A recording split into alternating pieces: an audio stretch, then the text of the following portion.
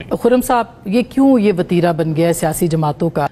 PMLN हो, PTI हो, peoples party हो, वो सब के सब जो है वो फिर आखिर में सारा मलबा जो है वो सहाफ़ी पे गिराते हैं, उनको ताने तशनी सुनने पड़ते हैं। क्यों हो रहा है ये सब कुछ? सहाफ़ी को अपने काम की वजह से अगर उस पर कोई उफ्ताद आती है और इस तरह की मारपीट होती है, उसकी तो गैर मशरूत मज़म्मत है और होनी चाहिए। लेकिन अगरचे सब जमातें इस मामले में अपने अपने दौर में गिल्टी रही हैं, लेकिन तहरीक इंसाफ का तो एक ख़ास तुर्रा इम्तियाज़ है ये। अगर आपको सना मिर्ज़ा के आंसू नहीं याद, मुझे याद है। जी, हमें याद। इतनी तारीख है ख़वातीन सहाफ़ियों को हरासा करने की। मुझे वो भी याद है कि जब इनका दौरे हुकूमत था तो ख़वातीन सहाफ़ी इकट्ठी होकर बिलावल जरदारी साहब ह्यूमन राइट्स कमेटी के चेयरमैन थे सेनेट की ह्यूमन राइट्स के मुस्तफा साहब, बिल्कुल इनके साथ ख़वातीन सहाफ़ी मिलकर गई थी।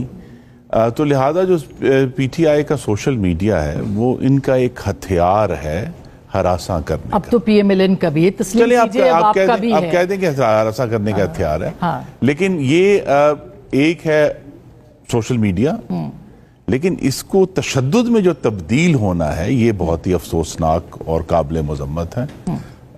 अभी हमें एक ऊपर नीचे हम होते रहते हैं आज़ादी सहाफ़त के मामले पर, लेकिन कोशिश यही करनी है कि ये जो सतून है जमहूरियत का और आइन का, ये कायम रहे, क्योंकि इसके साथ और बहुत सारी नहीं रवादारी भी। अब देखें ना, उस दिन उज़मा बुखारी साहिबा ने कुछ ऐसे अल्फाज दे दिए, ठीक है उन्होंने डिग्री लिया उसके बाद, मगर रवादारी भी ये तो सियासी जमातों को आनी चाहिए कि आप इस तरह से दूसरे असल में बर्दाश्त करते हैं। आपके नाजरीन से भी मेरी दरख्वास्त है, रवादारी किसी आइन में नहीं लिखी हुई, किसी कानून में नहीं लिखी हुई।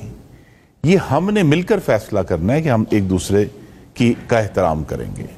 और आई थिंक सबसे बड़ी मिसाल जो है वो 2006 का जो मिसाक जमहूरियत था शहीद बेनज़ीर भुट्टो और नवाज शरीफ के दरमियान, वो क्या था? अगर आप उसकी रूह तो यही थी कि हम एक दूसरे, हम मुखालिफ जरूर हैं, हम दुश्मन नहीं हैं, हम एक दूसरे को बर्दाश्त करेंगे और को एग्जिस्ट करेंगे, जिसको हम कहेंगे कि महज़ब तरीके से।